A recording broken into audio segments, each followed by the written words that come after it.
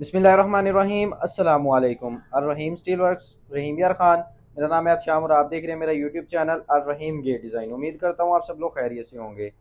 तो आज मैं आपके लिए इस गेट के बारे में रिव्यू लेके आया हूँ। तो ये गेट हमसे बनवाया है मोहम्मद असदुल्ला रमज़ान और मोहम्मद अब्दुल्ला रमज़ान भाई ने, बहावलपुर के लिए। तो इंशाल्लाह ये बहावलपुर में डिलीवर करेंगे।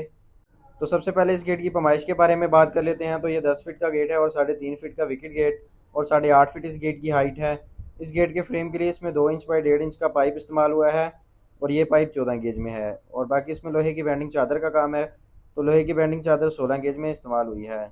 और लोहे की बैंडिंग चादर के अंदर भी इसमें हमने इंची का स्टील का गोल पाइप लगाया है।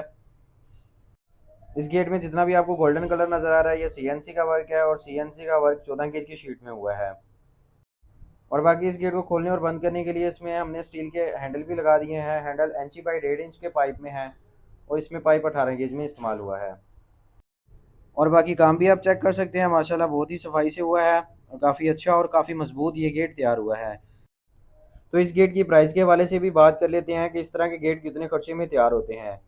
तो ये गेट 1400 रुपये स्क्वायर फीट के हिसाब से तैयार होता है। और अगर इस गेट की टोटल प्राइस की बात की जाए तो ये गेट 1,60,000 में तैयार हुआ है।